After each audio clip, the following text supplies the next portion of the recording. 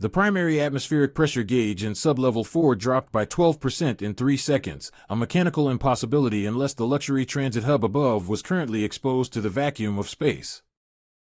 Elias Thorne stared at the digital readout, his finger hovering over the routine calibration reset, unaware that he was watching 300 people take their final comfortable breaths. Thorne tapped the diagnostic tablet.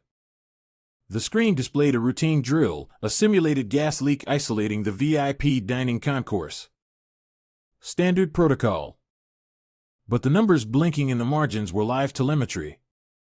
He looked up from the tablet, catching the reflection of the hub's main security glass in the polished steel of the ventilation manifold. The simulation overlay on his screen perfectly mirrored the live structural schematic. The green zones on his tablet, the areas supposedly receiving emergency oxygen, were venting directly into the subterranean exhaust shafts. The red zones, the areas being systematically starved of breathable air, aligned exactly with the upper dining terraces. It wasn't a simulation. Someone was weaponizing the climate control system, using the cover of a safety drill to quietly suffocate the most powerful people in the city. The heavy steel door of the control room hissed open. Director Julian Croft stepped in, followed closely by Silas Vance, the chief safety officer. Croft's eyes locked onto Thorne's tablet. "You haven't initiated the reset, Elias," Croft said, his voice entirely too calm for a man whose facility was hemorrhaging oxygen. "The exhaust dampers are locked open," Thorne said, backing away from the console. "The dining concourse is losing atmospheric pressure. If I run the reset, it seals the blast doors and makes it permanent." Vance stepped forward, his hand resting near his hip. "It's a drill, Thorne. Run the sequence. Look at the live feed." Thorne shoved the tablet toward Vance. "The air isn't being scrubbed, it's being purged. In 5 minutes, the VIP terrace is a graveyard." Vance glanced at the screen. His expression shifted from irritation to sudden, pale horror. He looked at Croft. "Julian. What is this? Board member Sterling is up there." "Exactly," Croft murmured. Vance lunged for the master control panel. Croft moved faster, slamming a heavy titanium flashlight into the side of Vance's head. The safety officer stumbled backward, crashing through the open doorway of the glass-walled calibration chamber. Croft hit the auxiliary lock. The heavy pneumatic door slammed shut, sealing Vance inside. Thorne lunged. He tackled Croft against the primary terminal, their combined weight cracking the plastic casing. The master keycard, the only physical bypass for the ventilation blast doors, spilled from Croft's pocket and skittered across the grated floor. Croft drove a sharp elbow into Thorne's ribs, the impact knocking the wind out of him. Thorne gasped, scrambling frantically for the card. He kicked it further away, his boots slipping on the slick grating. Croft didn't chase the card. Instead, he slammed his boot down on Thorne's wrist, pinning him to the floor. Inside the calibration chamber, Vance was already pounding on the reinforced glass. The digital readout above his enclosure flashed red. The chamber's air was being siphoned out, redirected into the lethal loop Croft had designed.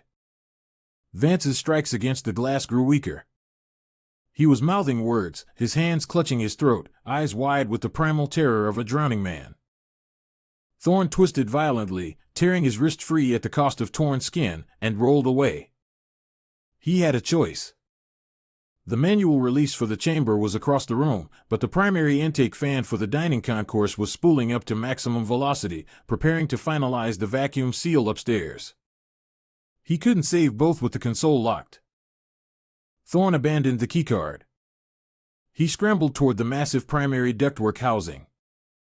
He ripped a heavy steel maintenance panel from its housing, the jagged edge tearing through his work gloves and slicing his palm. Inside, the massive intake fan was a blur of spinning steel, sucking the last remnants of air from the upper levels. Thorne didn't hesitate. He shoved the thick steel panel directly into the spinning blades. The screech of tearing metal was deafening. Sparks showered the control room as the fan blades shattered against the panel, the massive motor groaning before seizing completely with a violent shudder. The vacuum pull stopped. But the blast doors upstairs were still sealed shut. Thorne spun around. Croft was rising, the master keycard now clutched in his fist, a bloody smile forming on his face. Too late, Croft spat, wiping a smear of blood from his jaw. The terrace is already locked down. Thorne didn't go for Croft. He grabbed a fire axe from the wall bracket and swung it into the emergency medical box, shattering the thick plexiglass. He ripped out a manual respirator canister, tossing it toward the calibration chamber. It bounced off the glass. Useless. Vance was on his knees now, his eyes rolling back, his lips turning a pale, sickly blue. Thorne dropped the axe and sprinted for the pneumatic transit tube, the only direct physical line to the upper concourse security desk. The tube canister was jammed in its cradle, the release mechanism locked out by Croft's system override. Thorne hammered his fist against the release latch. Once. Twice. It wouldn't budge. He grabbed the shattered fan panel from the floor and wedged it under the canister lip, prying with all his weight. The metal groaned. The latch snapped with a sharp crack. He tore the canister open, grabbed his diagnostic tablet, and slammed it inside, hitting the emergency dispatch button. The canister shot up the tube with a hollow thwomp, carrying the live, unedited telemetry directly to the hub's heavily armed security forces, entirely bypassing Croft's localized blackout. Alarms instantly blared across the facility. Not the quiet, localized chime of a simulated drill, but the deafening shriek of a confirmed biological hazard.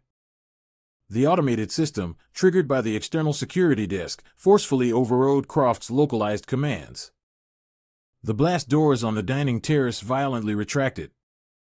The hiss of pressurized oxygen flooding back into the upper levels echoed through the ventilation shafts. In the control room, the calibration chamber's emergency seals blew open. Vance collapsed onto the floor, gasping violently, his chest heaving as fresh air rushed into his starved lungs. Croft stood frozen, the master keycard suddenly useless in his hand. The heavy thud of security boots echoed down the steel corridor outside. The invisible weapon had been disarmed. The silence was broken. Croft looked at the shattered fan, then at Thorne, the realization settling in his eyes. He had designed the perfect invisible murder, only to be undone by a man willing to break the machine.